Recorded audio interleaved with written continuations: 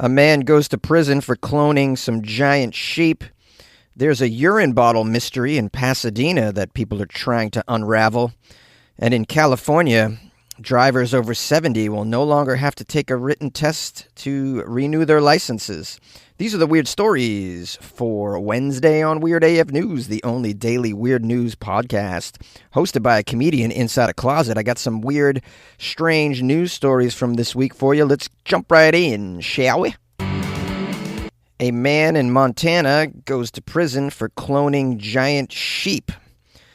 Make it super sheep, super sheep. He's making super sheep. Apparently you're not allowed to make super sheep. I thought this was America, man. I thought you could make some super sheep. We have here an 81-year-old Montana man. 81 years old, cloning. This guy's pretty slick for an 81-year-old. Cloning? The 81-year-olds that I know, they don't even know how to work an iPhone. This guy's cloning sheep in a laboratory, it sounds like. This guy's got his own low-budget Jurassic Park going on here. This guy was sentenced to 6 months in federal prison for illegally using tissues and testicles from large sheep hunted in Central Asia and the U.S. to create hybrid sheep for captive trophy hunting in the states of Minnesota and Texas. So he's breeding large sheep for hunting, probably making some cash off this, playing God in order to have a more exciting killing experience for leisure and for cash. That doesn't sound okay. And a judge agreed, obviously. In addition to the 6-month prison sentence, this 81-year-old mad scientist, Arthur Jack Schubarth, has also been fined $20,000, and he's been ordered to make a $4,000 payment to the U.S. Fish and Wildlife Foundation. The judge said that he was hoping this would deter anyone else from trying to, quote, change the genetic makeup of these creatures on the earth.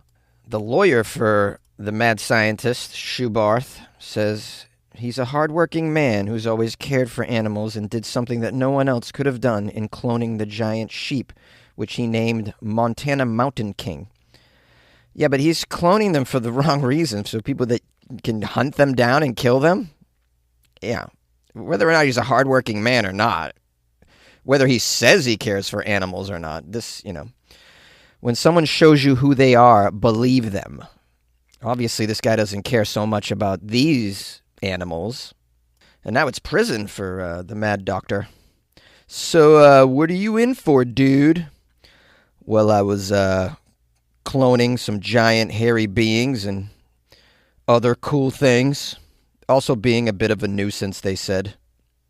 But I called them boss moves. They disagreed. The article goes on to say that this guy and 5 other people conspired to use tissue from what's called a Marco Polo sheep, illegally smuggled into the U.S. to clone that animal and then use the clone and its descendants to create a larger hybrid species of sheep that would be more valuable for captive hunting operations. Marco Polo sheep are the largest in the world. They can weigh 300 pounds, and they have curled horns up to 5 feet long. Schubarth sold the semen from the MMK, which is what they call his super sheep, along with hybrid sheep to 3 other people in Texas, while a Minnesota resident brought 74 sheep to Schubarth's ranch for them to be inseminated at various times during this conspiracy. He was selling the offspring of the super sheep for $10,000, it seems. The total value of the animals involved was greater than $250,000, according to prosecutors. So yeah, it's a money grab for this guy. So I mean, you can all day long say he cares about animals, but nah. Now, let's find out what's going to happen to the remaining sheep here. Now, the super sheep, the Montana Mountain King, has been confiscated and is being held in a facility until it can be transferred to a zoo. And the other offspring, let's find out what goes on with them. Oh no, this is a sad ending to the offspring. The remaining hybrid sheep with the Marco Polo DNA on his ranch will be sent to slaughter by the end of the year.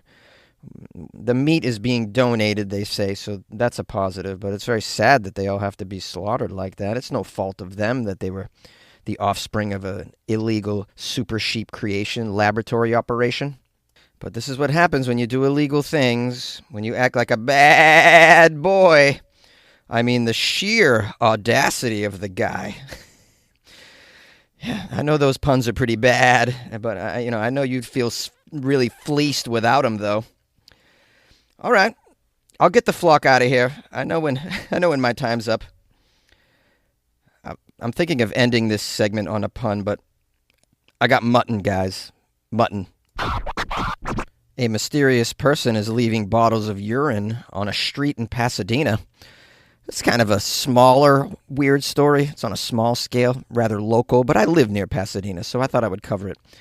I thought it was weird enough. On the south side of the 134 freeway in Pasadena, amid the brush and the dirt and detritus, there is an empty tub of Dreyer's vanilla ice cream and an empty drink cup from Subway. They appear to be litter, perhaps cast out of fast-moving cars by careless freeway drivers. In fact, they hide strategically placed security cameras that are aimed at capturing the mystery man that some in Pasadena, California have named the Piss Bandit. Now, this Piss Bandit is getting rather famous in the area. The mystery man has a penchant for placing full bottles of human urine on a specific Pasadena water and power electrical box on Colorado Boulevard. Now, this isn't something that's just been happening for a number of weekends. This has been going on for years. For years, this mystery person, the Piss Bandit, has deposited full bottles of pee atop a random electrical box. The legend of this Pasadena Piss Bandit is getting so much traction that there are now 2 documentary filmmakers trying to identify the mystery peer and understand his ways and his motivations. Get into the mind of the Piss Bandit. The 2 filmmakers, last names Milton and Jensura, have been shooting this ongoing documentary using hidden cameras and whatnot, trying to figure out who the urine bottler is and why he does what he does. They insist their goal is not to publicly identify the urinator, but just instead to understand his motives, the psychology behind it. Why wouldn't you publicly identify this guy? He should be shamed. He should have a worse punishment for, leaving bottles of urine on the streets for years and years. What would you guys say is the appropriate punishment for such a thing? Waterboarding him with his own urine? Jonesy, that's a little draconian, don't you think? Yeah, I agree. Perhaps the appropriate punishment, 4 months of constipation. Court-ordered constipation. Can you court-order constipation? I don't know how you do that. The judges, I hereby sentence you to months of ongoing constipation. You have to eat 6 pounds of cheese every day, which will be provided by the courts. The article says, since the bottles of pee have been appearing in 2022, there's multiple theories about the source and the purpose. Some people have suggested that the man was providing clean urine for people to pass drug tests in the area. Others think the urine contained liquefied drugs. Some don't believe the urine is actually urine. Well, you could always do a taste test to figure that out. I don't recommend it, but these 2 documentary filmmakers, though, took it up a notch. They performed a urinalysis and a drug test on one of the urine bottles, and they determined it was clean, healthy piss. Why were they doing urinalysis on a stranger's pee? They say their reasoning was they simply had to know more, and they thought it was funny, and I agree. I think the obvious culprit would be an Amazon driver. From my understanding, they pee in bottles all the time because they work so many hours, and there's a lack of public toilets in the U.S., sadly. It's really a terrible situation in the U.S. If you have to pee and you're out in the world, like you're a delivery person or something, or you happen to be homeless, there's very few facilities to be used. I've traveled around the world, and you go to major cities around the world, there are public toilets. Some of them charge $0.25 to use them or something, but you can find some relief. Not in the U.S., man. That's why Starbucks has become like the go-to bathroom for people that are out there in the world and need to pull over to pee. It's a serious predicament. I'm not sure why someone doesn't fix this issue. It would seem to be a simple solution. It's very sad. A lot of people holding in their pee, man. I hold my pee in all the time when I'm driving and stuff. I get these. I'm wondering if I'm doing long-term damage to my bladder system or the muscles that hold it in. What's that called? Is that your prostate? Yeah. Now, I have to say, Target is a place that has pretty clean bathrooms, and there's a lot of Targets all over the place. So rather than go to Starbucks, I usually go to the Target. Starbucks, they require a code. You got to go in and talk to them and get the code. But Target bathrooms are usually in the very front of the store. They're pretty good. I highly recommend those. But you might not be anywhere near a Target. So what do? Roadside urination is a thing. I still do it. I'm not proud of it, but yeah, I get caught out there sometimes. Now, back to this quirky documentary. The filmmakers have captured footage of this piss bandit more than once. In the first instance, the camera shows the hands of a man eerily reaching over the freeway wall in the dark and arranging numerous bottles of urine on the electrical box. Now, communication with the mysterious urine depositor has proven difficult because of his complete lack of interest in speaking with the filmmakers. Yeah, I mean, what's he going to get out of that? We'll make you famous, and you're going to get a fine. While currently the Piss Bandit's identity remains a mystery, the filmmakers are working on their 7th video in the series. I like weird documentaries, by the way. Just thought I would state that. If any of you come across a weird documentary that you think I should watch, please email me a link, funnyjones@gmail.com. I can recommend also some weird documentaries for you to watch. I think I might have mentioned it on this show before. Carts of Darkness is about some homeless people that race shopping carts up in the Pacific Northwest. Fascinating. Also, I just watched a documentary. I can't recall the name of it, but it's all about how the identity of William Shakespeare is debated, heatedly debated. And there's evidence that he's not the individual that they say that he is from, Stratford-upon-Avon? Is that where they say he's from? I visited that city a long time ago. It's Shakespeare land. But they're saying that isn't the real guy, and they believe that it's actually, they've pinpointed who they believe that it is. I won't spoil it for you. You'll have to find that out for yourself. But yeah, send me your documentary suggestions. Behind the delivery trucks that keep your life stocked, thousands of employees at BP go to work every day. People bringing a new offshore production platform online. People making our refineries capable of more, like making renewable diesel from agricultural waste. People trading and shipping fuels to our customers. And people helping truckers fill up and get maintenance at our convenient locations. They're part of the more than 300,000 jobs BP supports across the country. Learn more at bp.com/investing in America.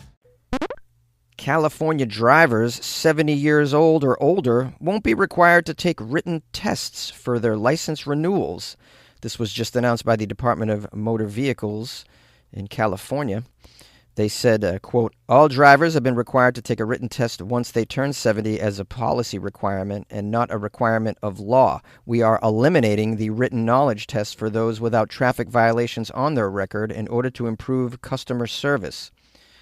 Or to save money. The DMV is always trying to cut corners.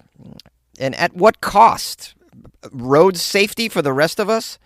I mean, the fact that you wouldn't give over 70 any sort of test, any sort of requirement to renew their license, that's just shocking and scary as hell. I would go so far as to say they should not just take the written test, but they should retake a road test. I mean, it's truly baffling that once you get your license in the States, you never have to retake the road test ever again. Isn't that bizarre? I'm not saying you should have to take it every 5 years, but I mean, maybe every 15 years or like at certain age brackets, maybe take the road test again.